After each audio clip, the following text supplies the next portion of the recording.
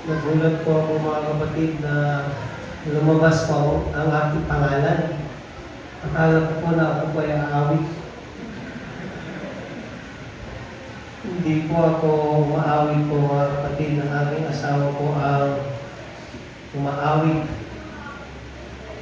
Bago po ako magpapatuloy, nais ko po magpapasalamat kay Tatay Eddie, kay Nanay Aida Dayo, at rin po kay Sir Gideon Dayo family, na sila po ang pansamantala na nag-adapt sa amin.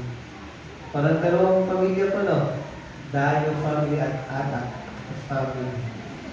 Nag-adapt sa amin. Pati kay Ma'am, maraming salamat din po.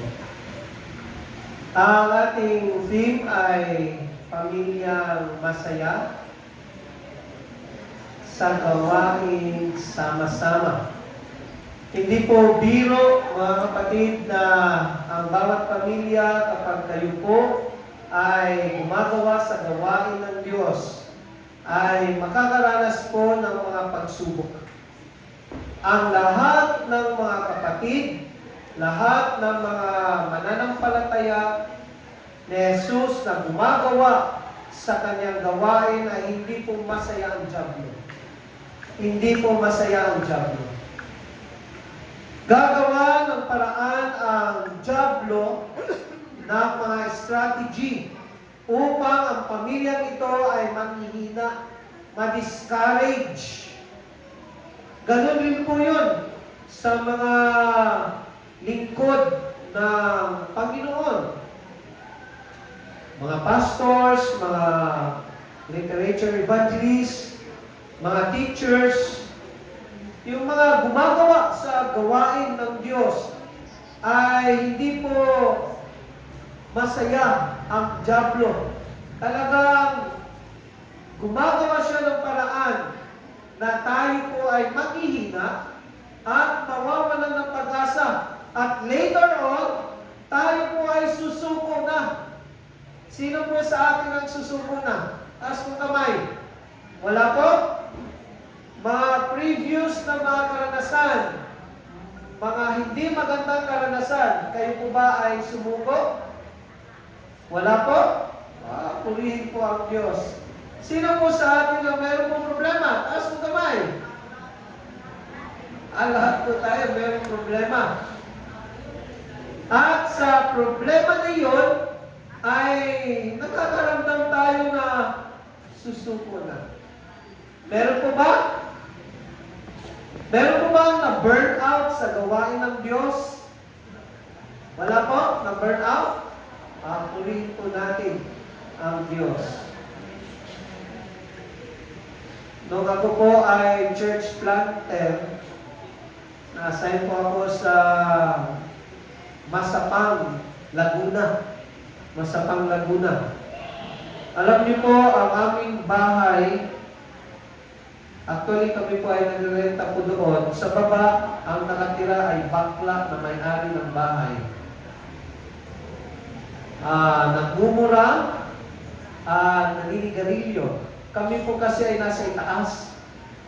Ngayon, doon po sa itaas, doon po ginawa ang pansamantala po na simbahan. Sa tulong ng Panginoon ay meron pong 10 at that time. Nakakalungkot po mga kapatid dahil maingay yung may-ari ng bahay sa baba tapos mausok. At yung time na yun ay nakaramdam po ako ng burnout. Burnout. Bakit ganito?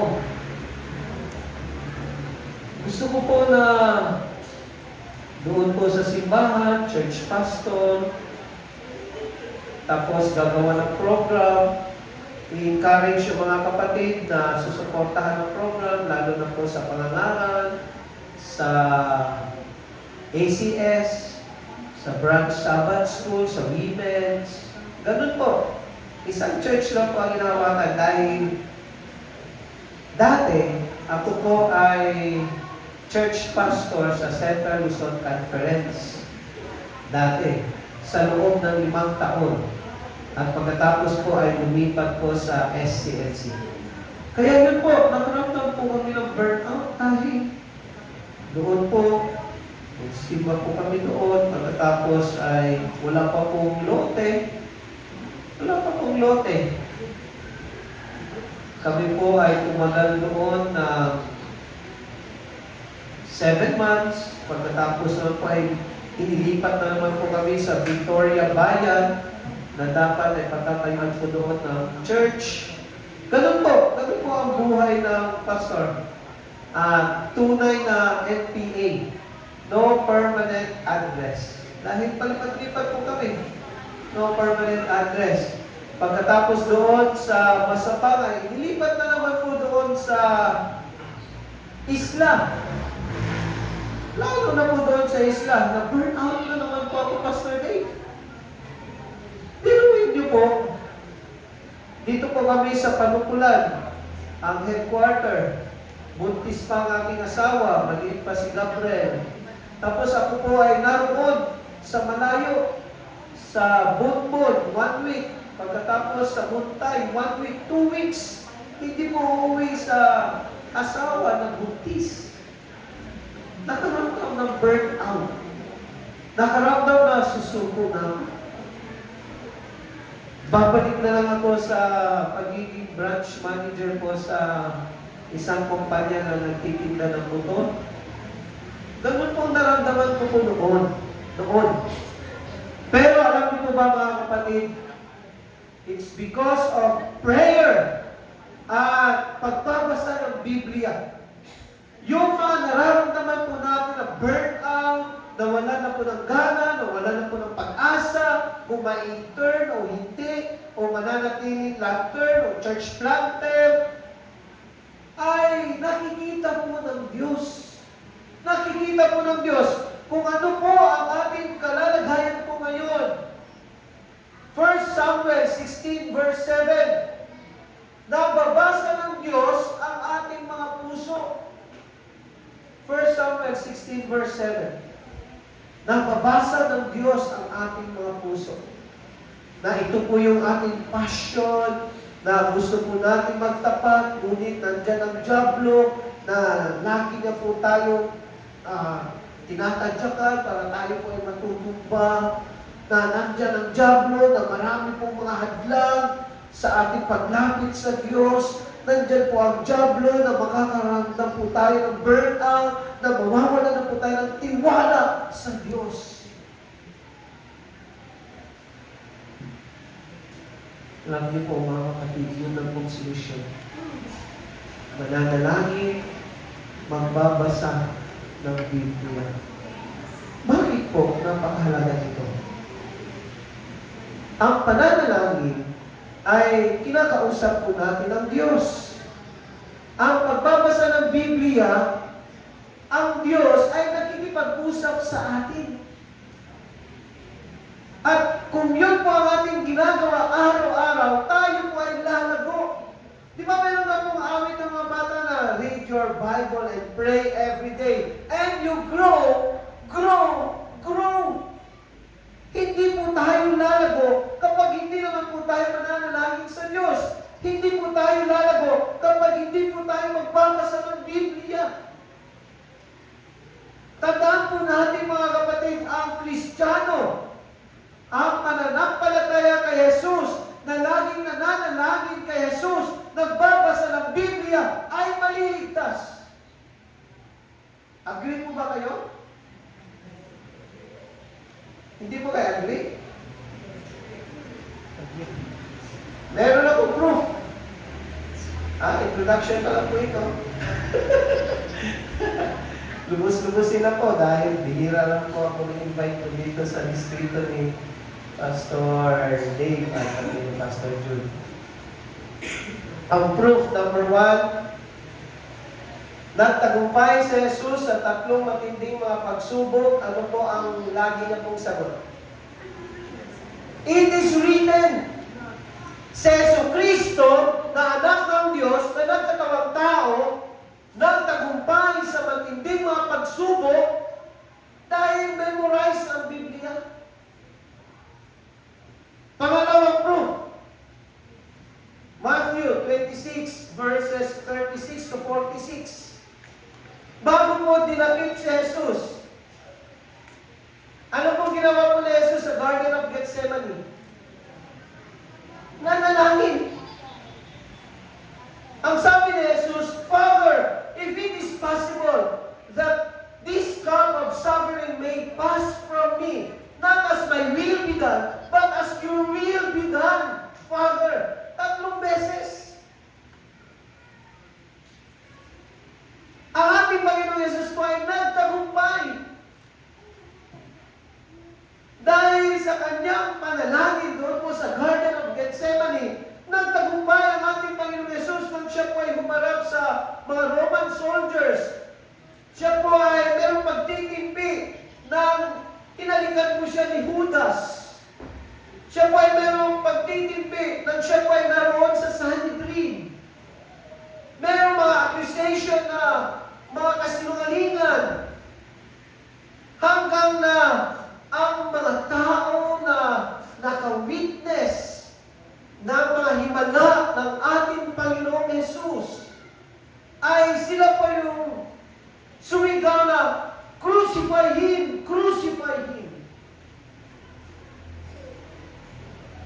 But,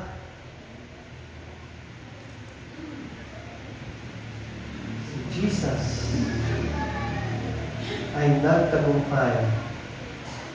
Dahil number 1, memorize ang Bible. Number 2, laging nananalangin sa Diyos.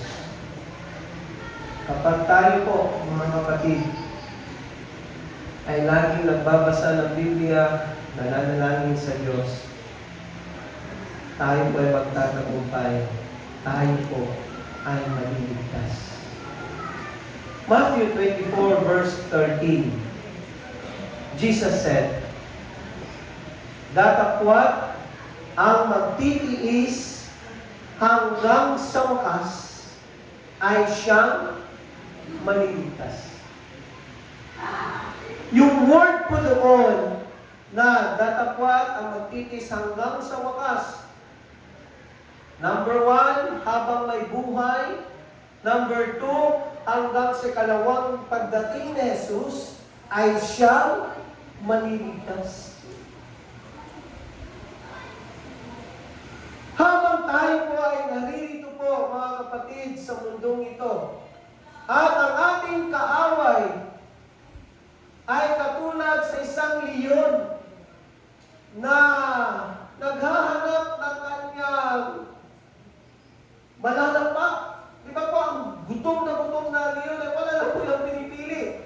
Bata man, matanda, ibig sabihin po mga kapatid, na ang ating kaaway, lahat ay tutoksuhin niya para tayo po ay lalayo sa Diyos. Kung ikaw po ba ay elder, ikaw po ba ay pastor, ikaw po ba ay membro, ikaw po ba ay matanda na, ikaw po ba ay bata pa, lahat ay gagawin ng ating kaaway para tayo po ay mapapalayo sa ating tagapagligtas na si Jesus. Kaya sa Matthew 24 verse 13, datapwat ang magtitiis hanggang sa wakas ay siyang maliligtas. Ibig sabihin, never give up. Never give up. At narito po sa mga talatang ito, sa Matthew 24, ay ito po ay mga kahirapan at pag-uusig na darating. Lalo na po sa verses 3 hanggang sa 13. Ito po ay sinabi ng ating Panginoong Yesus sa kanyang mga alagad. Ito po ang context. At tingnan niyo po ang sabi po ni Jesus, mag-ingat kayo sa verse 4. Mag-ingat kayo na huwag kayong mailigaw ng sino man. Sino po ang laging nanonood po ng mga pangaral po sa Facebook o sa YouTube. Meron po ba, lalo na po yung mga ibang sekta? Mag-ingat po kayo, mga kapatid. Pwede naman po na manood po kayo sa atin, yung sa Seventh-day Adventist. Pero huwag po kayong manonood yung sa ibang sekta. Dahil yan po ay sinabi ng ating Panginoong Yesus, mag-ingat kayo na huwag kayong mailigaw ng sino man. Verse 5, sapagkat marami ang darating sa aking pangalan na nagsasabi, ako ang Kristo, at ililigaw nila ang marami. Tayo po ngayon ay nasa huling yugto ng kasaysayan ng ating mundo. Kumbaga po sa orasan, kung darating ang ating Panginoong Yesus ay exactly 12 o'clock, tayo po ngayon ay nasa 11:50. 10 minutes na lang para mag-12 o'clock na malapit na kung dumating ang ating Panginoong Yesus. Nakikita na po natin ang mga tanda, mga kapatid. Tayo po ay babangon. Tayo po ay hindi po susuko dahil ang pagliligtas ni Jesus ay malapit na. Malapit na ang pagliligtas ng ating Panginoong Jesus. Sa verse 7, sapagkat maglalaban ang bansa sa bansa at ang kaharian laban sa kaharian, magkakaroon ng taggutom at mga lindol sa iba't ibang dako. Yan po ay sinabi ng ating Panginoon Jesus. Sa verse 9, nakakatakot na talata, pagkatapos ay ibibigay kayo sa kapighatian at kayo'y papatayin at kayo'y kapupukutan ng lahat ng mga bansa dahil sa aking pangalan. Kapag tayo po ay maninindigan kay Jesus at pipilitin po tayo na iiwan natin si Jesus at susunod po tayo sa tao, huwag po, mga kapatid. Kahit na tayo po ay mamamatay, basta tayo po ay maninindigan kay Jesus, patuloy. Tuloy po, mga kapatid. Never give up. Meron naman pong tatlong mga bagay kung bakit hindi po tayo susuko. Never give up. Matthew 24 verse 13, datapot ang magtitiis hanggang sa wakas ay siyang maliligtas. Kaya hindi po tayo susuko. Never give up. Number 1, we will never give up because we love God. Mahal po ba natin ang Diyos, mga kapatid? Taas pong kamay. Okay. Pulin po natin ang Diyos. Jeremiah 31 verse 3. Sa last part, inibig kita ng walang hanggang pag-ibig. Ganito po yan, mga kapatid. Sa matinding mga pagsubok, mga problema, mga stress, mga paghihirap, tayo po ay nabi-burnout, nakakaramdam na tayo po ay susuko na. Ibig sabihin, tayo po ay nadapa. Ang pinakamahalaga sa Diyos, hindi po yung ilang beses po tayong nadapa. Ang pinakamahalaga sa Diyos, kapag tayo po ay nadapa, tayo po ay babangon muli. At hawakan po natin ang kamay ni Jesus para tayo po ay patuloy sa ating paglalakad hanggang tayo po ay makakarating sa langit. Makakarating sa finish line. Diba ayon po kay Pablo, I fight a good fight, I finish the race. Di ba po? Kaya ayon kay Pablo, ang buhay ng Kristiyano ay katulad po sa race. Kung nagtatakbo po tayo, na tayo pa ay makakarating sa finish line na kung saan ay makikita na po natin si Jesus na mukhaan. Tayo po ay dadalingan ni Jesus sa kanyang kaharian. At tayo po ay babaguhin ni Jesus, na tayo po ay ipapasyal ni Jesus sa loob ng 1,000 taon, na tayo po ay maninirahan sa bagong langit at bagong lupa, sa bayang banal na Jerusalem.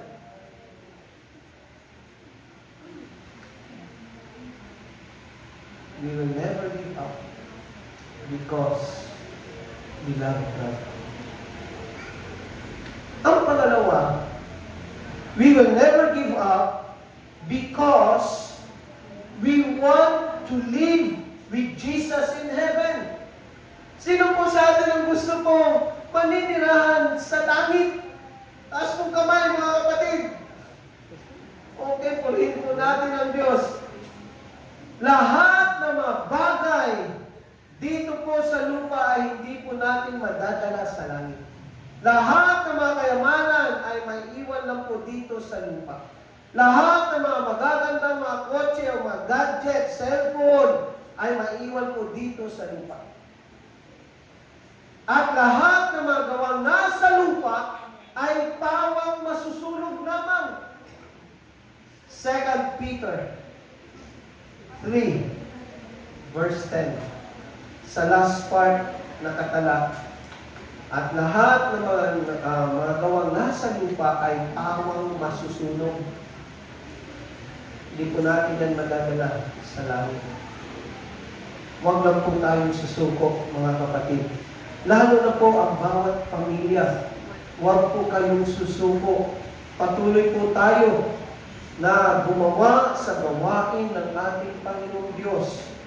Dahil gusto po natin na tayo po ay maninirahan sa bagong langit at bagong lupa sa bayang banal na Jerusalem.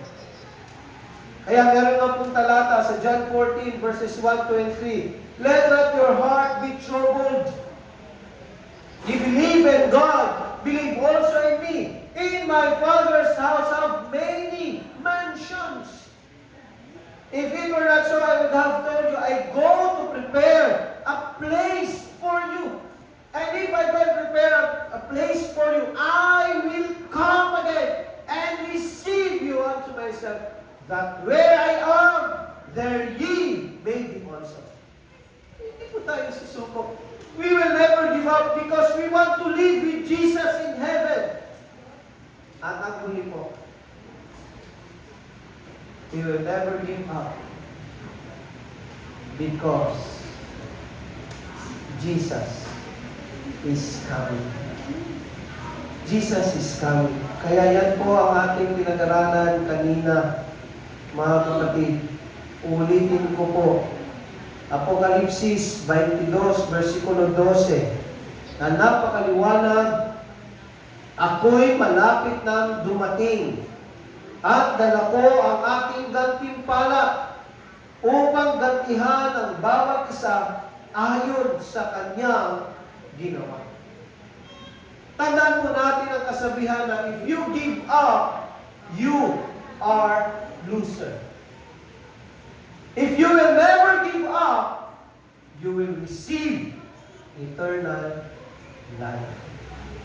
Sa hapon pong ito, mga kapatid, yung bukal sa inyong puso, na kayo po ay tatayo, tayo po ay magtatalaga muli sa ating mga buhay, na simula po ngayon, anuman ang ating mga nararanasan, na mga burnout, mga discouragements, mga pagsubok, ano pa man, hindi po tayo susuko. Tayo po ay maninindigan kay Jesus. Maaari po ba na ipapakita niyo po sa inyo pong pagtayo ngayon na itatalaga po natin muli ang ating mabuhay sa Diyos. Hindi po natin alam kung ano po ang mangyayari bukas. Hindi po natin alam kung ano po ang mangyayari sa susunod na buwan. Hindi po natin alam kung ano po ang mangyayari sa susunod na taon. Hindi po natin alam kung ano po ang mangyayari sa bawat araw ng ating buhay. Sa ating pagtayo po ngayon, mga minamahal ko po mga kapatid, ay itatalaga po natin ang ating buhay sa Diyos na simula po ngayon, February 17, 2024, hanggang sa dumating si Jesucristo ay hindi po tayo susuko. Tandaan po natin ang talata.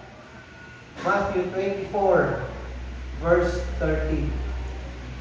Datapwat ang magtitiis hanggang sa wakas ay siyang maliligtas. Tayo po na tumayo ngayong hapon sa harapan ng ating Panginoon ay nababasa ang ating mga puso at isipan. Natutulungan po tayo ng Panginoon na sa bawat araw ng ating buhay ay hindi po tayo susuko. Dahil mahal po natin ang Diyos, gusto po natin na tayo ay maninirahan na kasama ang Diyos. At ang pangatlo po, ang Diyos ay malapit na po dumating. Manalangin po tayo, mga kapatid at mga kaibigan. Dakila, mapagmahal, at mahabagin po namin Diyos Ama na nasa mga langit. Narito po kami ngayon na nakatayo sa inyo pong harapan. Hindi po kami napilitan, bagkus ito po ay desisyon namin na kami po ay tatayo sa inyo pong harapan. Itinatalaga po namin uli ang aming mga buhay. Gusto po namin na kayo po ang maghahari sa aming buhay upang kami po ay mananatiling masaya, mananatiling masigla, na patuloy po sa aming paglilingkod, pagtatapat hanggang sa dumating sa Jesucristo. O Panginoong Diyos, hindi po namin alam kung ano po ang mangyayari sa aming buhay bukas, o sa susunod na linggo, o sa susunod na buwan, o sa susunod na taon. Pero sa oras pong ito, ay tinatalaga po namin ang aming mga buhay sa inyo pong mga kamay. Na sa tulong at kapangyarihan ng banal na Espiritu, sa bawat araw ay makakaranas po kami ng kaligayahan, kapayapaan at lakas ng loob. Naharapin po namin ang mga pagsubok, mga burnout, mga discouragements na aming mararanasan pa. At sa tulong po ng banal na Espiritu, mananatili po kaming masaya. Habang kami po ay naghihintay kay Jesus. At never po kaming susuko. Dahil kami po ay totoo din na nagmamahal sa Diyos. Kung mahal na mahal po kami ng Diyos, ay kami rin po ay totoo na nagmamahal din po sa Diyos. Kaya hindi po kami susuko. Hindi po namin ipagpapalit ang Diyos sa anumang mga kayamanan dito sa lupa. Hindi rin po kami susuko. Dahil gusto po namin na balang araw ay makakasama po namin ang Diyos na kami po ay maninirahan sa bagong langit at bagong lupa sa bayang banal na Jerusalem, na kaming lahat kasama ng kanya-kanya po namin mga pamilya ay masayang-masaya na maninirahan sa bagong langit at bagong lupa sa bayang banal na Jerusalem, na hindi na po namin mararanasan pa ang problema, ang stress, ang mga sakit o karamdaman, ang pagkakahiwalay. Hindi na po namin itong mararanasan pa. O Panginoong Diyos, hindi rin po kami susuko. Dahil nakikita na po namin ang mga tanda na malapit na pong dumating si Jesucristo. Gusto po namin na sa pagdating ni Jesucristo, kami po ay maliligtas. Kami po ay kasama na angat sa salubong sa aming tagapagligtas na si Jesus sa mga alapap. At kami po ay papasyal ni Jesucristo sa loob ng 1,000 taon. At kami po ay babaguhin ni Jesucristo. At kami po ay magmamana ng buhay na walang hanggan at ng kaharian ng Diyos. O Panginoong Diyos, kami po ay mahihina.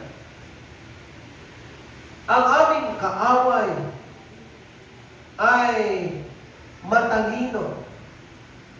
Maraming mga strategy upang kami po ay ilalayo sa aming tagapagligtas na si Jesus. Pero sa oras pong ito, ibubuhos niyo po ang banal na Espiritu sa bawat isa sa amin upang kami din po ay lalo pang magiging matapang na lalalabanan po namin ang dyablo at ito po ay lalayo sa amin. Na kami po ay magtatagumpay sa bawat araw dahil sa tulong at kapangyarihan ng banal na Espiritu. At kaming lahat ay hahawakan po namin ng mahigpit ang kamay ng aming tagapagligtas na si Jesucristo upang kaming lahat ay makakarating sa finish line na kung saan kami po ay maliligtas at makakasama po namin si Jesus magpakailan-kailan pa man. O Panginoong Diyos, tulungan niyo rin po kami para hindi po kami susuko. Kami po ay palaging mananalangin sa iyo. Palaging magbabasa ng Biblia upang kami po ay lalako sa spiritual na pamumuhay. Maraming salamat na basbasan niyo po kami lahat at bendisyonan ninyo po kami lahat. At maraming salamat na hindi po kami susuko dahil palagi po namin kayong kasama. Lahat po ito ay aming itinanalangin sa matamis na pangalan po ng aming tagapagligtas na si Jesucristo. Amen.